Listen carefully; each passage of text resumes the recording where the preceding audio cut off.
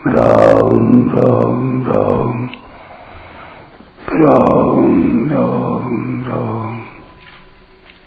राम राम राम नारायण नारायण। हम धन संपत्ति आदि सांसारिक पदार्थ कितने ही क्यों न प्राप्त कर लें, पर अंत में या तो वे नहीं रहेंगे अथवा हम नहीं रहेंगे। अंत में नहीं ही शेष रहेगा। वास्तव में जो सदा है उस अविनाशी परमात्मा को प्राप्त कर लेने में ही शूरवीरता है। जो नहीं है उसको प्राप्त करने में कोई शूरवीरता नहीं है। जीव जितना ही नाशवान पदार्थों को महत्व देता है उतना ही वह पतन की तरफ जाता है, और जितना ही अविनाशी परमात्मा को महत्व देता है उतना ही वह ऊंचा उठता है, कारण कि जीव परमात्मा का ही अंश है। नाशवान सांसारिक पदार्थों को प्राप्त करके मनुष्य कभी भी बड़ा नहीं हो सकता। केवल बड़े होने का वहम या धोखा हो जाता है, और वास्तव में असली बड़प्पन से यानी परमात्मा प्राप्ति से वंचित हो जाता है। नाशवान पदार्थों के कारण माना गया बड़प्पन कभी टिकता नहीं, और परमात्मा के कारण होने वाला बड़प्पन कभी मिटता नहीं। इसलिए जीव जिसका अंश है उस सर्वोपरि परमात्मा को प्राप्त करने से ही वह बड़ा होता है। इतना बड़ा होता है कि देवता लोग भी उसका आदर करते हैं और कामना करते हैं कि वह हमारे लोक में आए। इतना ही नहीं, स्वयं भगवान भी उसके अधीन हो जाते हैं। मनः षष्ठानीन्द्रियाणि प्रकृति स्थानि कर्षति। भगवान ने जिस प्रकार इसी श्लोक के पूर्वार्ध में जीव को अपने में स्थित न कहकर उसको अपना अंश बताया है, उसी प्रकार श्लोक के उत्तरार्ध में मन तथा इंद्रियों को प्रकृति का अंश न कहकर उनको प्रकृति में स्थित बताया है। तात्पर्य है कि भगवान का अंश जीव सदा भगवान में ही स्थित है, और प्रकृति में स्थित मन तथा इंद्रियां प्रकृति के ही अंश हैं। मन और इंद्रियों को अपना मानना, उनसे अपना संबंध मानना ही उनको आकर्षित करना है। यहाँ बुद्धि का अंतर्भाव मन शब्द में मान लेना चाहिए, जो अंतःकरण का उपलक्षण है, और 5 कर्मेंद्रियों तथा 5 प्राणों का अंतर्भाव इंद्रिय शब्द में मान लेना चाहिए। उपर्युक्त पदों में भगवान कहते हैं कि मेरा अंश जीव मेरे में स्थित रहता हुआ भी भूल से अपनी स्थिति शरीर, इंद्रियां, मन, बुद्धि में मान लेता है। जैसे शरीर, इंद्रियां, मन, बुद्धि प्रकृति का अंश होने से कभी प्रकृति से पृथक नहीं होते, ऐसे ही जीव भी मेरा अंश होने से कभी मेरे से पृथक होता ही नहीं, हो सकता ही नहीं। परंतु यह जीव मेरे से विमुख होकर मुझे भूल गया है। यहाँ मन और 5 ज्ञानेंद्रियों का नाम लेने का तात्पर्य यह है कि इन 6 से संबंध जोड़कर ही जीव बंधता है। अतः साधक को चाहिए कि वह शरीर, इंद्रियां, मन, बुद्धि को संसार के अर्पण कर दे, अर्थात संसार की सेवा में लगा दे, और अपने आप को भगवान के अर्पण कर दे। शेष बात, मनुष्य भूल से शरीर, स्त्री, पुत्र, धन, मकान, मान, बड़ाई आदि नाशवान वस्तुओं को अपनी और अपने लिए मानकर दुखी होता है। इससे भी नीची बात यह है कि इस सामग्री के भोग और संग्रह को लेकर वह अपने को बड़ा मानने लगता है, जबकि वास्तव में इनको अपना मानते ही इनका गुलाम हो जाता है। हमें पता लगे या न लगे, हम जिन वस्तुओं की आवश्यकता समझते हैं, जिनमें कोई विशेषता या महत्व देखते हैं, या जिनकी हम गरज रखते हैं, वे धन, विद्या आदि पदार्थ हमसे बढ़े और हम उनसे तुच्छ हो ही गए। पदार्थों के मिलने में जो अपना महत्व समझता है वह वास्तव में तुच्छ ही है, चाहे उसे पदार्थ मिले या न मिले।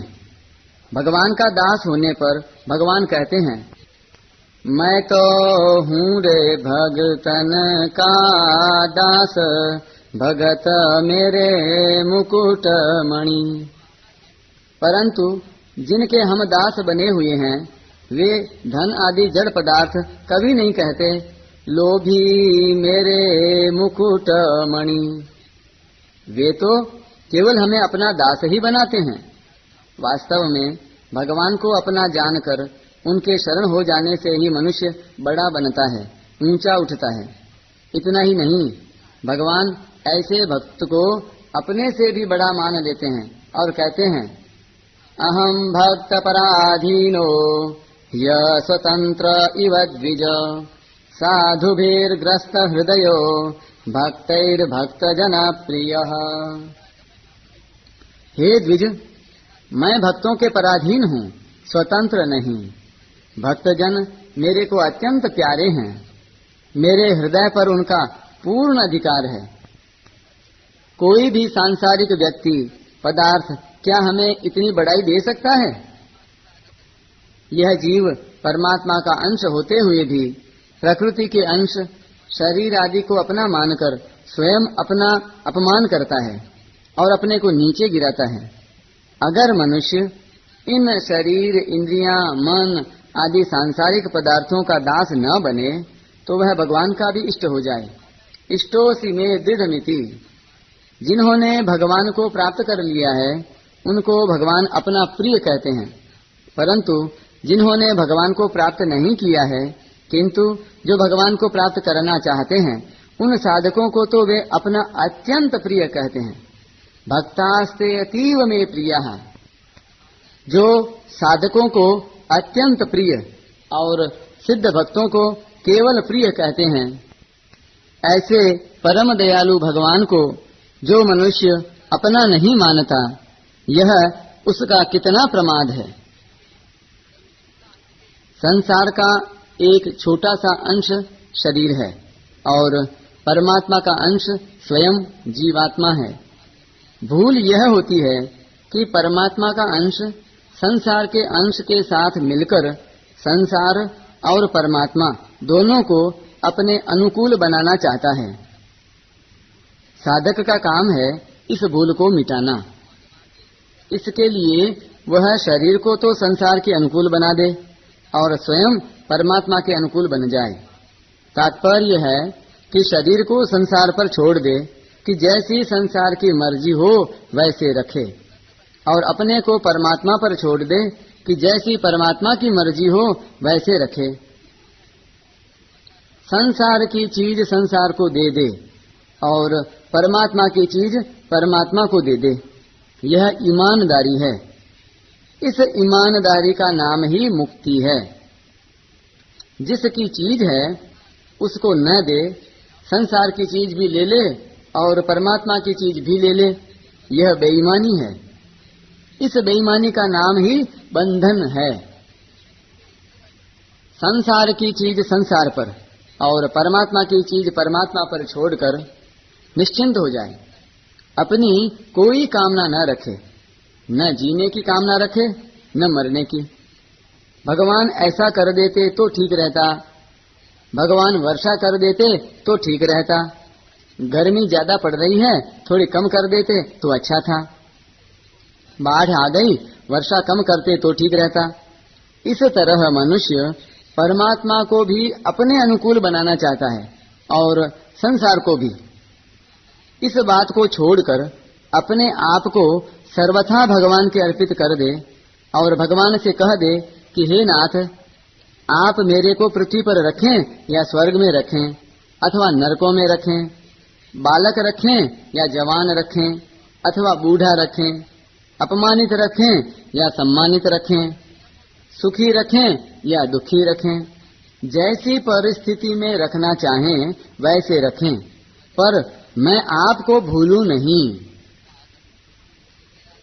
मनुष्य जिस घर को अपना मानता है, जिस कुटुंब को अपना मानता है, जिन रुपयों को अपना मानता है, उनकी ही चिंता उसको होती है।